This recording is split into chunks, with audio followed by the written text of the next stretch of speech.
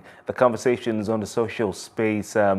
First one up, Bello, Yabo praying for the abduction of President Muhammadu Buhari, Governor of Kaduna State, Rufai, as well as the presidential aide, Garba. Who is Bello Yabo? I mean, the name has been going around with lots of responses and reactions to this. He happens to be an Islamic cleric.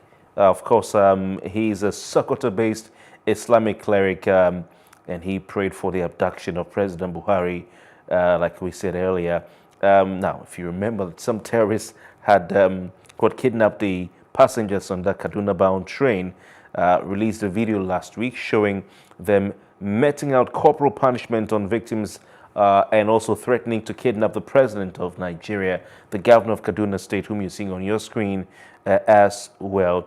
They also threatened to kidnap some of the Nigerian lawmakers if they did not comply with the terrorists' demands. And of course, in response to this video, presidential spokesman Garba had said that the terrorist activity using propaganda and the use of violence to force governments to accept or submit to political demands is not new all over the world.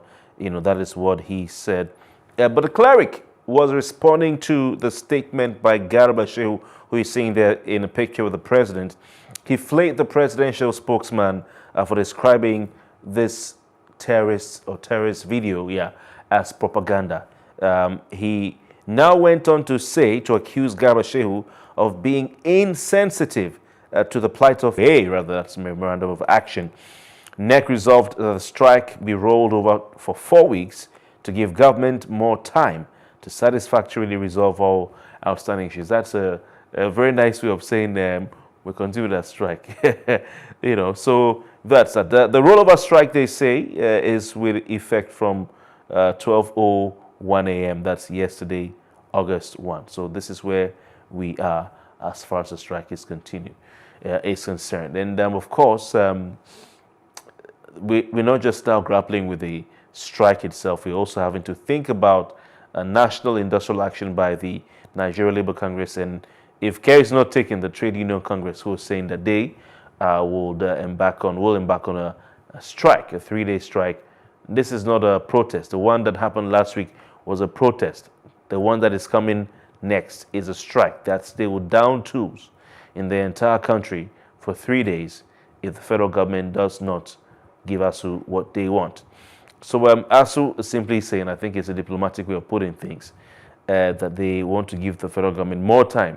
I mean, they could have easily given the government more time, you know, by going back to the classroom. I mean, you still give them time, but they're simply saying we are not going to resume until you give us what we want.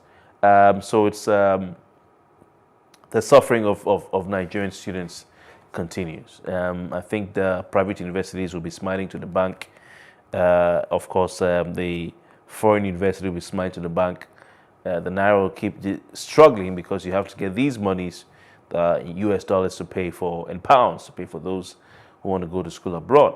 A lot of people now, for them, the only option for their children is to fly them out of the country to school. You know, just fly them anywhere.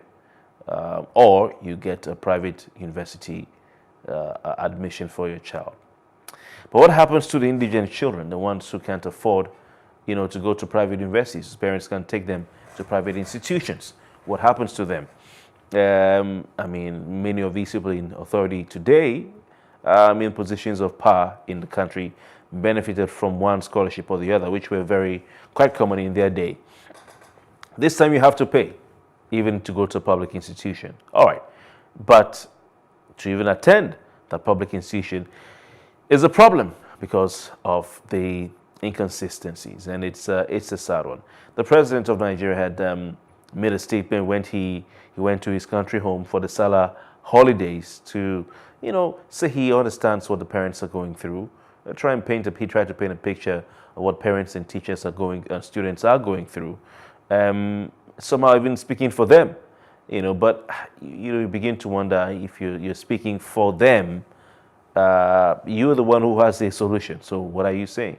But another question, you know, the Minister of Labor and Productivity, Senator Dr. Chris Ngige, last week again came out to say the federal government is broke and cannot afford to pay ASU the nearly 1 trillion naira they are demanding.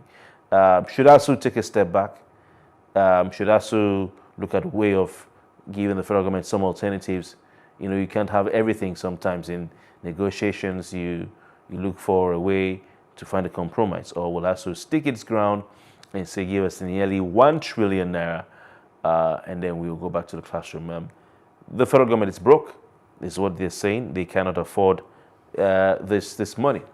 Interestingly, the president of the Federal Republic of Nigeria had told the Minister of Education to take over the negotiations with the union. And of course, this was led or spearheaded by the Minister of Labor and Employment. All this while it hasn't yielded any result.